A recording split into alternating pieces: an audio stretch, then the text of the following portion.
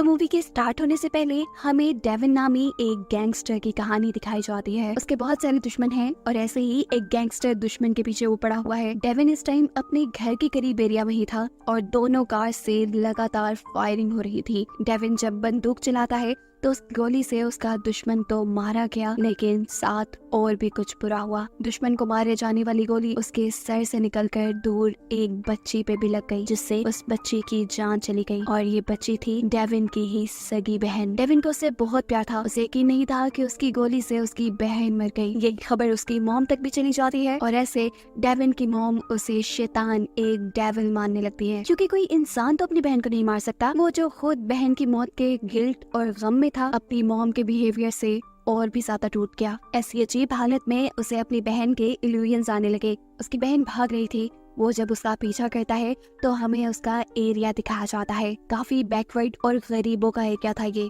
लोग भूखे मर रहे थे। वरपत की वजह से बहुत से लोगों ने चोरी शुरू कर दी थी। डाकू, चोर, लुटेरे, ड्रग एडिक्ट सभी यही देखने को मिले। खैर, डेविन को दिखाया जाता है जो अपनी बहन के साय का पीछा करते करते एक अजीब सी जगह पे आ गया। वहाँ जाकर उसकी बहन गायब हो गई और एकदम से उसके सामने आया उसका वही दुश्मन जिसको गोली मार कर उसने मारा था। मरने के बाद ये आदमी एक डीमन बन चुका था, एक शैतान। अपना बदला लेने के लिए वो डेविन से लड़ता है और इस टाइम डेविन जीत नहीं पाया क्योंकि वो एक शैतान से लड़ रहा था। आखिर में शैतान ने उससे कहा, चलो मैं तुम्हारे साथ एक डील करता हूँ, तुम अपनी जान दे दो, मैं तुम्हारी बहन को जिंदा कर देता हूँ। उसका ये जुमला सुनते ही डेविन ने एक सेकंड नहीं सोचा और चाकू उठाकर अपना गला काट दिया। उसके मरते ही इस डीमन ने भी अपना वादा पूरा किया और उसकी बहन को जिंदा कर दिया। डेविन का हौसला भी यहाँ कुछ कम नहीं था। उसने अपनी जान दी थी बिना एक सेकंड भी गवाए। बस उसकी इसी हरकत की वजह से उसे भी जिंदा कर दिया, लेकिन इंसान नहीं बनाया बल्कि अपने ही जैसा एक डीमन बना के, हेल का गेट कीपर बनाकर, जो बुरे मरे हुए लोगों को दुनिया से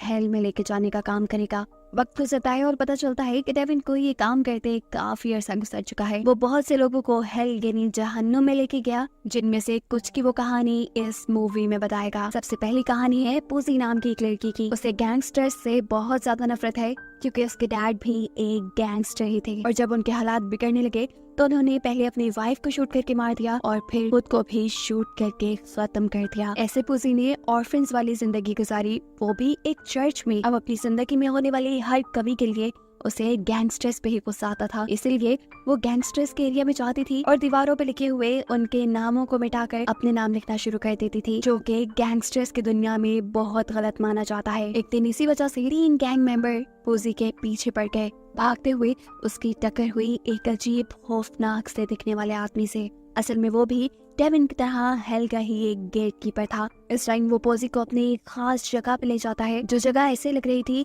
कि मानो यहाँ पे बहुत से रिचुअल किए जाते हों, बहुत से जादू किए जाते हों। यहाँ पर वो पोजी के हाथ पे एक टैटू बनाता है और उसे सुपर पावर दे देता है। ये सुपर पावर क्या थी अभी तो इसके बारे में पूजी को नहीं पता था, लेकिन खैर पूजी वहाँ से बाहर आ गई। उसने एक नए गैंगस्टर के एरिया के पास जाकर उसका नाम वहाँ से मिटा दिया। उसके हाथ से जिस हाथ पे टैटू बना था, जिस गैंगस्टर का नाम उसने काटा था, हमें उस गैंगस्टर की मौत दिखाई जाती है बहुत अजीब से तरीके से। उसने अपनी पॉकेट में एक गन रखी हुई थी जो कि अचानक खुद ब खुद चल गई और वो गैंगस्टर मर गया। साफ मतलब था कि पूजी के पास एक खास किस्म की पावर आ गई थी। वो जिसे चाहती मार सकती थी, उसके नाम पे एक सिर्फ क्रॉस बनाकर। अगले दिन जब वो चर्च में जाती है तो उसे पता चलता है कि कल जिस नाम पे उसने क्रॉस बनाया था वो आदमी मर गया और ये सुनकर उसे अपनी पावर्स का एहसास होता है। खैर, यहाँ पर चर्च की मैनेजमेंट ने उसे बुलाया था क्योंकि वो एक बहुत अच्छी पेंटर थी और चर्च के लोग उससे वॉल पे एक फ्लावर्स की पेंटिंग बनवाना चाहते थे। मैनेजमेंट को उसने कोई जवाब नहीं दिया, ना हाँ का ना ना का, क्योंकि उसके माइंड में तो कुछ और ही चल रहा था। वो बाहर आई और एक और गैंगस्टर के एरिया में गई और वहाँ लिखे हुए उसके नाम पे क्रॉस बना दिया। उसके क्रॉस बनाते ही उस आदमी के साथ भी एक अजीब सा एक्सीडेंट हुआ। वो एक बोतल चुरा कर लाया था, अजीब से तरीके से वो ऐसे गिरा कि बोतल उसके मुंह के आर पार हो गई और वो वहीं मर गया। इसके बाद उसने किसी दूसरी जगह पर जाकर एक और आदमी के नाम पे क्रॉस लगा दिया। ऐसा करते ही वो आदमी जो इस टाइम फोन बूथ में कॉल सुन रहा था, उसके गले पे फायर ऐसी लिपटी कि खुली ही नहीं और वो भी मर गया। कि सब करके पुसी को इतनी खुशी मिलने लगी थी कि उसने कुछ नहीं रोका और एक के बाद एक करके बहुत से गैंग मेंबर्स को मारना शुरू कर दिया। उसने ये तो सोचा ही नहीं कि ये सुपर पावर उसे शायद किसी और चीज के लिए मिली हो। वो अब चर्च की वॉल के बाहर पहुंचते हैं जहाँ उसे फ्लावर पेंट करने का काम दिया गया था, लेकिन यहाँ पर वो फ्लावर्स बनाने के बजाय अपना नाम लिखने लगते हैं। और इसी टाइम पर वो गेट कीपर आ जाता है जिसने पोजी को ये सुपर पावर दी थी। उसने पोजी का हाथ पकड़ा और उसे दूर गिरा दिया। वो उससे गुस्सा हो रहा था। वो उससे कहता है तुमने गैंगस्टर्स को मार के खुद गैंगस्टर्स वाला काम शुरू कर दिया। जवाब में पुसी कहती है अरे गुस्सा क्यों हो रहे हो, तुमने यही काम नहीं दिया था मुझे। जवाब में कहता है नहीं, तुम्हें सुपर पावर दी गई थी ताकि तुम चर्च पे कुछ फ्लावर्स बनाओ, जिस फ्लावर्स के जरिए यहाँ पर पीस यानी अमन आ जाए। अब क्योंकि वो भी गैंगस्टर बन चुकी थी तो सजा तो उससे भी मिलनी थी। ये गेट कीपर उसके हाथ से टैटू मिटा देता है, जिसका मतलब है उसकी सारी सुपर पावर्स चली गई। और फिर हेल से तीनों गैंगस्टर्स को वापस बुला लिया। जिनको पुसी ने मारा था वो भी पुसी को अच्छा सबक सिखाने वाले थे। उन्होंने पुसी के हाथ से उसी का स्प्रे बोतल पकड़ा और उसके सर में स्टैब करते हुए उसे मार डाला, जिसके बाद वो उसी के खून से इस वॉल को पेंट करने लगे। सुबह होने पे हमें दिखाया गया कि अब चर्च की इनॉग्रेशन थी। यहाँ पे बहुत से लोग आए हुए थे। जैसे ही इस पेंटिंग से पर्दा उठाया जाता है तो सब शॉक हो जाते हैं कि वहाँ पे एक बहुत ही प्यारी पेंटिंग थी, लेकिन कोई भी ये नहीं जानता था कि ये बनी कैसे। ये बनी थी पोसी के ब्लड और उसके मांस से। उसकी आंखें तो गेट कीपर ने खाली थी। जिसके बाद डेविन हमारा मेन कैरेक्टर पोसी को लेके गया अपने हेल में, और ऐसे पोसी की कहानी यही खत्म हो गई। अगली कहानी है टेक्स जूनियर नाम के एक आदमी की। वो अपनी वाइफ के साथ एक पुराने से घर में पहुंचा है जहाँ पर रिटायर्ड मिलिट्री ऑफिसर्स रहते हैं। ये 4 लोग हैं। असल में टेक्स जूनियर के डैड एक मिलिट्री में कमांडिंग ऑफिसर थे और ये चारों सोल्जर उनकी टीम का हिस्सा थे। रिटायरमेंट के बाद भी ये चारों उन्हीं के साथ रहे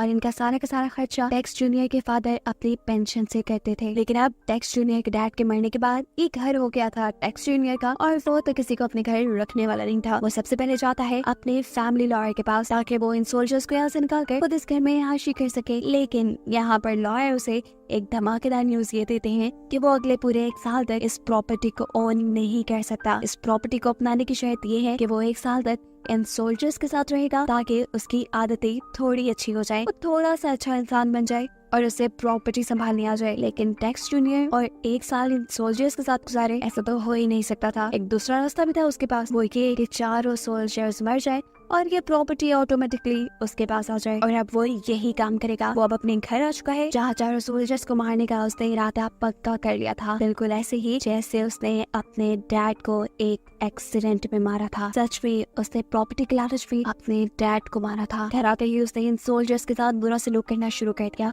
सबसे पहले उसने बेडरूम्स के दरमियान में बनी हुई पार्टीशन वॉल्स तोड़वाई और अपनी वाइफ के लिए आलीशान मास्टर बेडरूम बनवाया। पेंटिंग, डेकोरेशन, यहाँ तक कि सफाई सुथराई का काम भी इन सोल्जर्स ने किया। और फिर उसने इन सारे सोल्जर्स को भेज दिया बेसमेंट में। बात सिर्फ यही पे खत्म नहीं हुई, उसने इनका खाना पीना भी कम कर दिया, जिसकी वजह से ये लोग कमजोर होने लगे। मेडिसिन इनको दी नहीं, ऐसे ये लोग बीमार होने लगे और आहिस्ता आहिस्ता बहुत बुरी कंडीशन में आ गए। इनकी केयर टेकर इस सारी चीज को बर्दाश्त नहीं कर सकती थी। वो टेक्स जूनियर से इनके लिए लड़ना चाहती थी, लेकिन टेक्स जूनियर ने उसे भी धमकी दी हुई थी कि वो उसे जॉब से निकाल देगा। आखिर जब हालात बहुत ही ज्यादा बर्दाश्त से बाहर हो गए तो केयर टेकर टेक्स जूनियर के सामने जाकर बोली और इसका अंजाम ये हुआ कि टेक्स जूनियर और उसकी वाइफ दोनों ने ही मिलकर उसे जान से मार डाला। आखिर एक दिन ऐसा आया कि इन चारों में से एक सोल्जर की तबीयत खराब हो गई। उसकी खांसी से खून भी आने लगा। ये देखकर एक दूसरे सोल्जर को बर्दाश्त न हुआ और उसने ऊपर जाकर टेक्स जूनियर की वाइफ से बात करने का डिसाइड किया। जहाँ जाकर उसके होश उड़ गए ये देखकर कि टेक्स जूनियर की वाइफ अपने डॉग को कैवियर खिला रही है, दुनिया का सबसे महंगा फूड।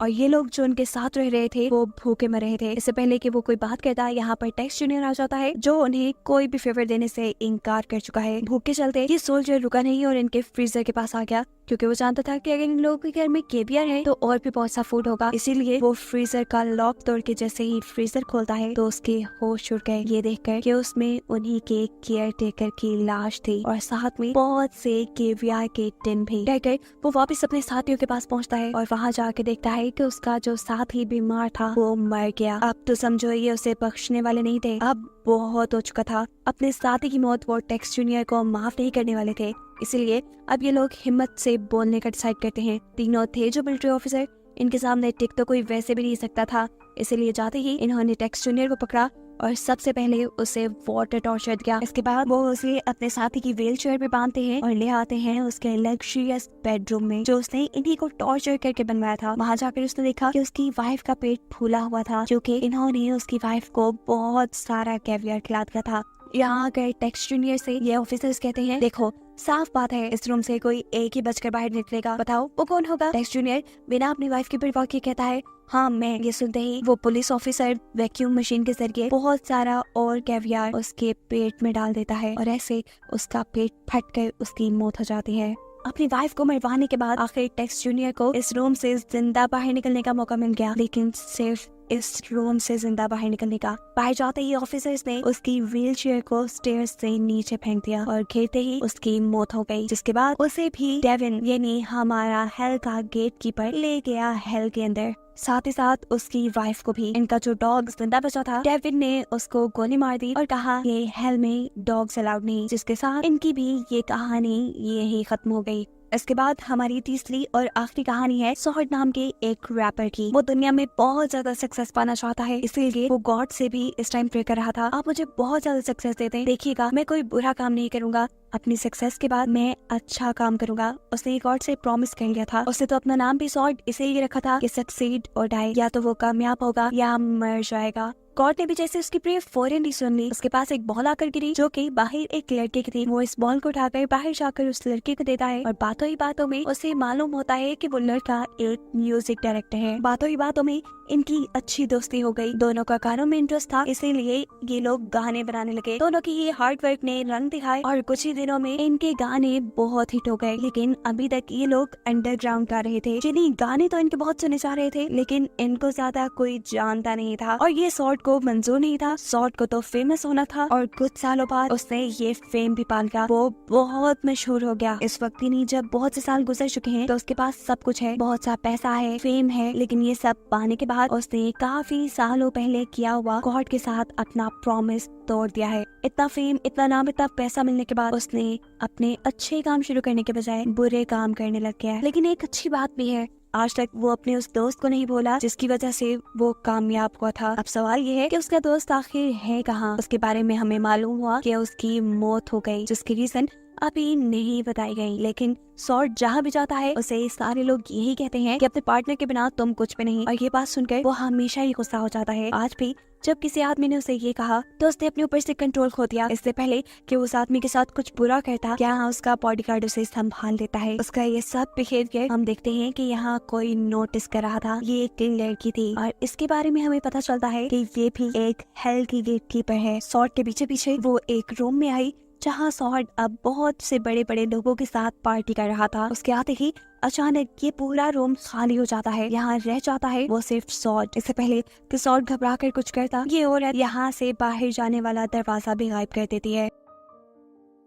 सॉर्ड इसके साथ भी बदतमीजी करने लगता है क्योंकि वो नहीं जानता था कि ये कौन है। लेकिन क्लारा उसके साथ बड़ी तमीज से पेश आती है और कहती है चुपचाप बैठ जाओ और देखो कि पिछले सालों में तुमने क्या किया है। तुमने अपने गॉड से किए हुए सारे प्रॉमिस तोड़ दिए हैं। सॉर्ड भला कि उसकी बात मानता, वो जब नहीं बैठता तो ये औरत उसकी टांग पे चोट लगाते हुए उसे जबरदस्ती नीचे बिठाती है और फिर सामने एलईडी पे कुछ वीडियोस प्ले कर देती है कि उसके पिछले सालों के सभी रिकॉर्ड्स थे। सबसे पहले उसे दिखाया जाता है कि कैसे उसने लोगों से डिमांड्स करना शुरू कर दी, जैसे वो कोई बहुत बड़ा सिंगर हो। गाने के बदले वो लोगों से पैसे के साथ साथ बहुत सी कार्स और भी चीजें मांगता था। ऐसे में अक्सर डील्स उसके हाथ से निकलने वाली भी होती थी, लेकिन उसका पार्टनर उसे बचा लिया करता था क्योंकि वो अच्छा था। लेकिन सॉर्ड नहीं, सॉर्ड की हरकतें काफी अजीब होती जा रही थी। दिन ब दिन वो बहुत सारे गलत काम करता था जिसके बारे में न्यूज़पेपर में भी रिपोर्ट्स आती थी। उसका फ्रेंड उसे इस कामों से रोकता था तो जवाब में सॉर्ड कहता था, अरे यार पब्लिसिटी हो रही है, मैं मशहूर हो रहा हूँ, इससे क्या फर्क पड़ता है कि अच्छी चीजों के लिए हो रहा हूँ या बुरी। इस सब के बाद एक और वीडियो चलती है और फाइनली ये सच रिवील होता है कि आखिर उसका पार्टनर, उसका बेस्ट फ्रेंड मरा कैसे था। एक रात कि दोनों पार्टी करने से पहले एक ग्रोसरी स्टोर पे गए। एकदम से वहाँ पर आ गए रॉबर्स की हुई फायरिंग से ये दोनों ही जख्मी हुए, लेकिन कौन उसके सर पे गोली लगी और वो फौरन मर गया और सॉर्ड के सिर्फ कंधे पे गोली लगी। ये वीडियो तो यहाँ खत्म हो गई, लेकिन इस वीडियो के बाद यहाँ पर हेल की गेटकीपर भी उठकर चली गई। असल में उसने यहाँ पे इस टाइम बुला लिया था कौन को, यानी सॉर्ड के दोस्त को, ताकि वो अपनी कहानी बता सके और अपना बदला सॉर्ड से ले सके। यहाँ वो बताता है कि उस दिन जो रॉबरी हुई थी वो सारा का सारा सेटअप सॉर्ड का ही बनाया हुआ था। फायरिंग करने वाले कोई और नहीं बल्कि सॉर्ड के बॉडीगार्ड्स थे। उस दिन सॉर्ड ने भी एक बुलेट प्रूफ जैकेट पहनी हुई थी ताकि अगर उसके बॉडीगार्ड का निशाना छूट भी जाए तो उसे ज्यादा कुछ ना हो। ऐसे उस दिन उसका पार्टनर मर गया, जिसके बाद उसको बहुत ज्यादा फेम मिला। अभी वो ये बात ही कर रहा होता है कि एकदम से इस रूम के अंदर आ जाता है सॉर्ड का वही बॉडीगार्ड जिसने कौन का यानी उसके पार्टनर का मर्डर किया था। उससे में कौन दो चाकू उठाता है और दोनों हाथों से उसकी दोनों आंखों में स्टैब करते हुए उसकी आंखें फोड़ के उसे मार डालता है। सॉर्ड को ये सब देखकर गुस्सा आ चुका था। वो कॉर्न को मारना चाहता था, इसलिए उसने कॉर्न के हाथ से चाकू ले लिए, लेकिन मरा हुआ इंसान बाहर पर कहाँ मरता है। जैसे ही उसके हाथ में चाकू थे, एकदम से बाहर से लोगों ने दरवाजा खोल दिया। वहाँ आम इंसानों को मरे हुए लोग तो नजर नहीं आए, लेकिन हाँ ये जरूर नजर आया कि सॉर्ड के हाथ में 2 चाकू हैं, जबकि उसका बॉडीगार्ड फटी हुई आंखों के साथ नीचे मरा हुआ है। सीन ये जाहिर कर रहा है कि सॉर्ड ने ही उसका मर्डर किया। सॉर्ड जिसे भी इस चीज का एहसास हो चुका था, वो भी अपने आप को बचाने की कोशिश नहीं करता। उसे ऐसा लग रहा था जैसे उसने बहुत बड़ा काम कर लिया है और अब तो वो और भी ज्यादा मशहूर हो जाएगा, लेकिन ये गलत था। वो बाहर गया और उसने बाहर जाते ही और वायलेंस यानी और खून खराबा करना शुरू कर दिया। 2 गन्स उठाई और पुलिस वालों को मारना शुरू कर दिया। अभी उसने 1-2 को मारा ही था कि पुलिस वालों ने भी अपनी गन्स निकाल दी और बहुत सारी गोलियां मार के उसका काम भी तमाम कर दिया। जिसके बाद यहाँ आया डेविन और उसे उठा के ले गया अपनी लिफ्ट पे। लिफ्ट पहुंची सीधा हेल में, जहाँ बैठकर वो इन सब लोगों की कहानियां सुना रहा था। आखिर में उसने बोला इन सब लोगों के पास अच्छा करने की एबिलिटी थी, अच्छा करने का मौका था, लेकिन इन्होंने नहीं किया और इसी वजह से आज ये हेल में है। और उसकी इसी बात के साथ ये मूवी यहाँ खत्म हो गई।